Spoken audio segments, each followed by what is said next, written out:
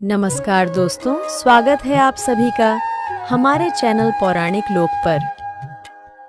हनुमान चालीसा पढ़ते वक्त भूल कर भी ना करें ये गलतियां, वरना भुगतने पड़ सकते हैं बुरे परिणाम। जय श्री राम, जय हनुमान जी की। दोस्तों, आज की इस वीडियो में हम आपको बताएंगे कि अगर आप या आपके परिवार जन हनुमान चालीसा का पाठ करते हैं तो वह कौन कौन सी गलतियां हैं जिन्हें हमें हनुमान चालीसा का पाठ करते समय भूल से भी नहीं करनी चाहिए। दोस्तों, बहुत से भक्त हनुमान जी को प्रसन्न करने के लिए चालीसा का पाठ करते हैं। कई भक्त विशेष रूप से मंगलवार और शनिवार के दिन हनुमान चालीसा का पाठ करते हैं, क्योंकि ऐसा करने से जातक को मनचाहे फल की प्राप्ति होती है। वैसे तो हनुमान चालीसा का पाठ करने के लिए किसी खास नियम की आवश्यकता नहीं होती है, लेकिन पाठ के दौरान कुछ छोटी छोटी बातों का ध्यान जरूर रखना चाहिए, वरना हमें पाठ का शुभ फल प्राप्त नहीं होता है। दोस्तों, हमारे हिंदू धर्म के अनुसार हनुमान जी की पूजा से जातक को शुभ फलों की प्राप्ति होती है और ऐसा माना जाता है कि अगर कोई सच्चे मन से हनुमान जी की भक्ति करे तो उनकी समस्त मनोकामनाओं की पूर्ति भी होती है। इसी वजह से हनुमान जी के भक्तजन उन्हें प्रसन्न करने हेतु कुछ विशेष उपाय आजमाते हैं। दोस्तों, यह 100% सत्य बात है कि जो कोई भी भक्त हनुमान जी की पूजा करता है वह धन धान्य और घर परिवार में सुख समृद्धि से भरपूर हो जाता है। इसी के साथ ही हनुमान जी भी अपने भक्त को कभी भी किसी भी चीज की कमी नहीं होने देते हैं। दोस्तों, वैसे तो हनुमान जी को प्रसन्न करने के लिए अनेक उपायों हैं, परंतु उनमें से एक सबसे अचूक उपाय है हनुमान चालीसा का पाठ करना। हनुमान चालीसा में लगभग 40 चौपाइयां शामिल है और ऐसी मान्यता है कि यदि कोई व्यक्ति इन सभी चौपाइयों का पाठ करते समय नियमों का पालन नहीं करता है तो उसे पूजा का पूर्ण फल नहीं मिलता और उल्टा उसे कुछ अशुभ परिणाम झेलने पड़ते हैं। तो चलिए दोस्तों, जानते हैं कि यदि आपके भी घर में हनुमान चालीसा का पाठ किया जाता है तो आपको किन गलतियों को करने से बचना चाहिए। वीडियो में आगे बढ़ने से पहले यदि आप भी बजरंगबली के सच्चे भक्त हैं और उनका आशीर्वाद पाना चाहते हैं तो चैनल को सब्सक्राइब करें, वीडियो को लाइक करें और कमेंट में जय बजरंगबली लिखना बिल्कुल न भूलें। तो दोस्तों, पहली चीज यह है कि किसी बीच की चौपाई से हनुमान चालीसा का पाठ शुरू नहीं करना चाहिए। ज्योतिष मान्यताओं के अनुसार जब कोई व्यक्ति सही तरीके से हनुमान चालीसा का जाप करता है तो उसे बहुत लाभ होता है। वहीं अशुभ परिणामों से बचने के लिए आपको कभी भी चालीसा का पाठ बीच की किसी चौपाई से नहीं करना चाहिए। यदि आप हनुमान चालीसा पढ़ने जा रहे हैं तो इसे एक पूरा क्रमबद्ध तरीके से पढ़कर ही उस स्थान से उठना चाहिए। ऐसा करने से पाठ का प्रभाव पूर्ण रूप से प्राप्त होता है और हनुमान जी का आशीर्वाद मिलता है। दोस्तों, यदि आप पाठ को बीच में छोड़कर या गड़बड़ी से पढ़ते हैं तो उसका लाभ अधूरा रह सकता है। इसी कारण किसी भी पाठ को शुरू करने से पहले ध्यान और श्रद्धा से तैयारी करनी चाहिए। अगली चीज, पूरे शुद्ध तन और मन से पाठ करना। दोस्तों, ऐसा माना जाता है कि यदि आप घर में हनुमान चालीसा पाठ करते हैं तो हमेशा से शुद्ध तन और मन के साथ और मंदिर में दीपक प्रज्वलित करके हनुमान जी का ध्यान करते हुए पाठ करें। यह आवश्यक है कि आप अपने मन को सभी तरह की व्यथाओं और अशांत विचारों से मुक्त करें ताकि आप पूरी श्रद्धा और एकाग्रता के साथ पाठ कर सकें। जब आप अपने तन और मन को शुद्ध रखते हैं तो आपकी प्रार्थना और पाठ का प्रभाव अधिक शक्तिशाली होता है और आप अपनी प्रार्थना भगवान तक आसानी से पहुंचा पाते हैं। वहीं पाठ के दौरान दीपक की रोशनी से वातावरण भी पवित्र होता है, जिससे हनुमान जी की उपस्थिति का आभास होता है और आपकी भक्ति में गहराई आती है। अगली चीज, तामसिक भोजन और मदिरा का सेवन ना करें। दोस्तों, यदि आप हनुमान चालीसा का पाठ करते हैं तो सुनिश्चित करें कि आपको भूलकर भी तामसिक भोजन या मदिरा का सेवन नहीं करना चाहिए। ऐसा करने से आप हनुमान जी के क्रोध का पात्र बन सकते हैं। दोस्तों, हनुमान जी बाल ब्रह्मचारी है और हमेशा तामसिक भोजन से दूर रहने वाले हैं। इसीलिए हमेशा मांसाहारी चीजों और शराब के सेवन से दूर रहना चाहिए, तभी आपको पूजा का फल प्राप्त होगा। अगली चीज, किसी से व्यर्थ का झगड़ा करना। दोस्तों, यदि आप हनुमान चालीसा का पाठ करते हैं तो यह ध्यान रहे कि आपको भूलकर भी किसी निर्बल या कमजोर को सताना नहीं चाहिए, चाहे वह मनुष्य हो या कोई जीव जंतु, और किसी से भी फालतू में झगड़ा नहीं करना चाहिए।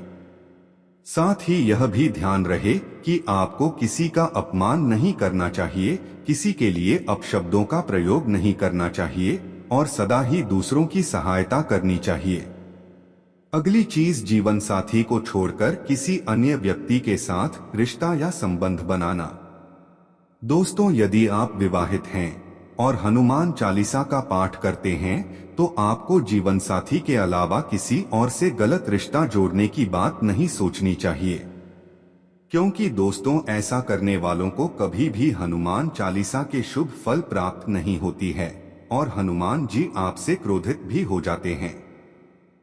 वैसे भी किसी विवाहित पुरुष को किसी अन्य पराई स्त्री से संबंध नहीं रखना चाहिए।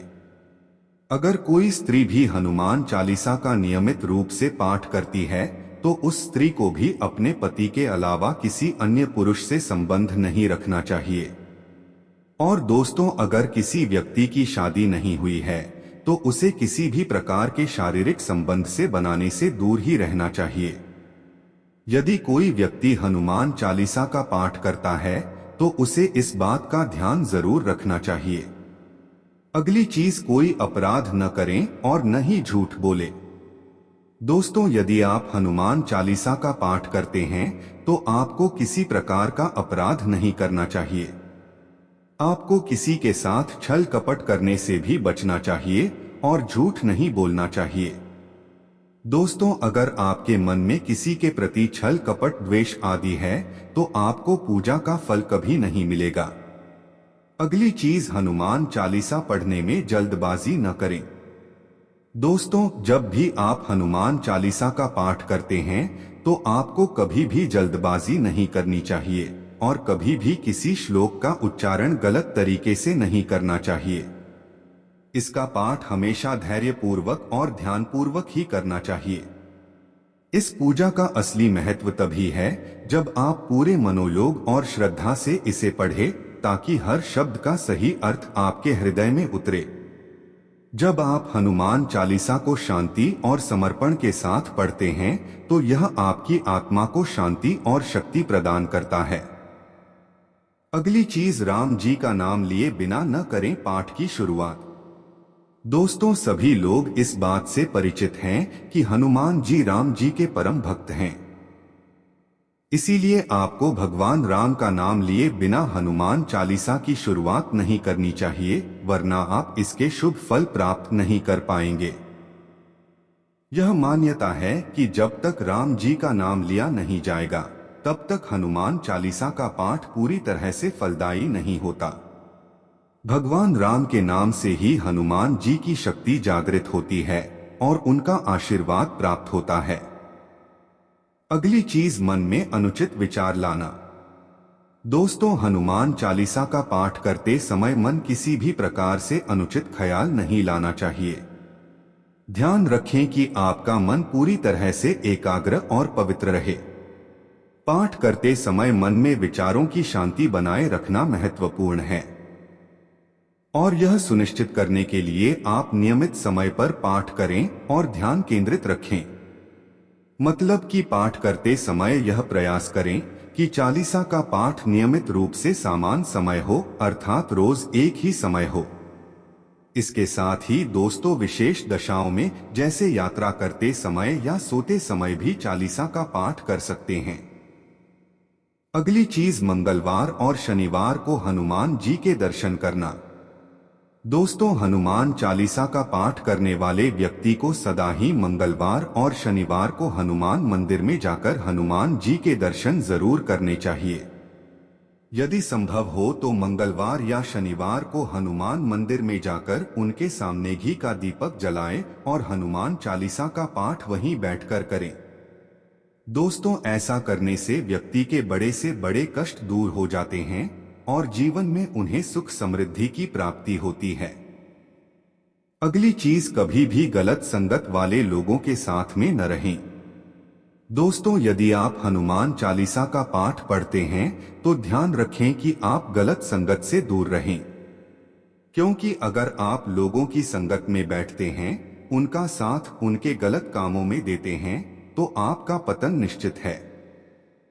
गलत लोगों की संगत आपके मन और आत्मा पर नकारात्मक असर डाल सकती है, जिससे आपके पाठ का लाभ प्रभावित हो सकता है। ऐसे लोगों से दूर रहना आपकी भक्ति को बनाए रखने के लिए आवश्यक है, इसीलिए गलत संगत के लोगों से आप सदा ही दूर रहे। अगली चीज, 3 बार पाठ करना। दोस्तों, ज्योतिष शास्त्र के अनुसार मंगलवार के दिन हनुमान चालीसा का 3 बार पाठ करना बेहद ही शुभ माना जाता है। आप जब भी पाठ करें तो सबसे पहले एक पात्र में जल भरकर रख लें। उसके बाद जब हनुमान चालीसा का पाठ संपन्न हो जाए तो उस जल को ग्रहण कर लें। इससे आपको लाभ तो मिलेगा ही, साथ ही हनुमान जी की जमकर आप पर कृपा बरसेगी। अगली चीज दोस्तों, सूतक काल में पाठ ना करें। दोस्तों, परिवार में जब किसी इंसान की मौत हो जाती है तो वहां सूतक काल मान्य रहता है।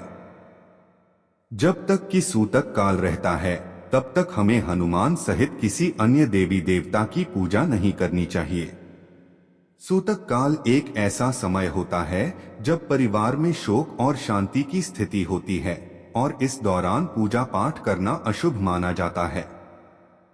इस समय को श्रद्धा और सम्मान के साथ बिताना चाहिए ताकि परिवार को मानसिक और आत्मिक शांति मिल सके। जब सूतक समाप्त हो जाए तभी पूजा पाठ शुरू करना उचित होता है। अगली चीज दोस्त, कहते हैं कि कुछ लोग नहाने के तुरंत बाद सिर्फ टॉवल लपेटकर और गीले शरीर के साथ ही हनुमान चालीसा का पाठ करने बैठ जाते हैं, जबकि यह गलत तरीका बताया गया है। जी हाँ दोस्तों, ज्योतिषों के अनुसार सुबह या शाम के समय स्नान आदि करने के बाद लाल धोती या लाल वस्त्र पहनकर हनुमान जी के चित्र या मूर्ति के सामने बैठकर नियम अनुसार हनुमान चालीसा का पाठ करना चाहिए।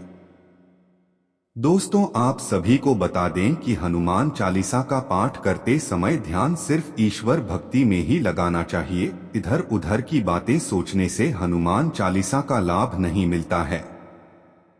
शुभ फल पाने के लिए आप चालीसा को दिन में 3 बार पढ़े। सबसे पहले आपको सुबह नहाकर साफ सुथरे कपड़े पहनने के बाद हनुमान चालीसा का पाठ करना चाहिए और उसके बाद दोपहर में फिर रात में सोने से पहले भी 1 बार हनुमान चालीसा का पाठ करना चाहिए। दोस्तों, महिलाओं को हनुमान जी का उपवास नहीं रखना चाहिए, क्योंकि दोस्तों पीरियड्स की वजह से यदि वह किसी मंगलवार को उपवास नहीं रख पाती तो व्रत खंडित हो जाते हैं। इसीलिए महिलाओं को केवल हनुमान जी का पाठ करना चाहिए और सदा ही एक पवित्र जगह पर बैठकर और साफ सुथरे वस्त्रों में ही पाठ करना चाहिए। खासकर या तो आपके घर के पूजा स्थल और मंदिर में, तीर्थ क्षेत्र में, या पहले से साफ सफाई करके पवित्र की गई जगह पर हनुमान चालीसा का पाठ करें। और पाठ करते समय बैठने के लिए भूमि पर आसन का प्रयोग करना चाहिए। हनुमान चालीसा के पाठ के पहले दीपक प्रज्वलित कर जरूर करना चाहिए और दीपक में जो बात लगाई जा रही है वो लाल कलाबे की होनी चाहिए। दोस्तों, पहली बार हनुमान चालीसा का पाठ शुरू करने से पहले भगवान गणेश की पूजा करनी चाहिए और उसके बाद भगवान श्री राम और माता सीता को प्रणाम करना चाहिए। इसके बाद ही हनुमान चालीसा का पाठ पूर्ण माना जाता है और आपके सभी मनोवांछित कार्य बिना किसी विघ्न बढ़ा के सिद्ध हो जाते हैं। दोस्तों, मान्यताओं के अनुसार हनुमान चालीसा का पाठ करने से जीवन से अधिक आर्थिक संकट दूर होते हैं और सभी प्रकार के दुख कष्ट दूर हो जाते हैं। इसके साथ ही मोक्ष प्राप्ति के लिए हनुमान चालीसा का जाप बहुत ही प्रभावशाली माना जाता है। यदि आप ऊपर बताई गई बातों का ध्यान रखेंगे तो यह पाठ आपके जीवन को सकारात्मक रूप से प्रभावित करेगा और आपको हनुमान जी की अपार कृपा प्राप्त होगी। आशा करते हैं कि आपको हमारी वीडियो अच्छी लगी होगी। ऐसी ही और जानकारी पाने के लिए हमारे चैनल को सब्सक्राइब जरूर करें और दोस्तों, वीडियो में अंत तक बने रहने के लिए आपका बहुत बहुत धन्यवाद। जय श्री राम, जय हनुमान जी की।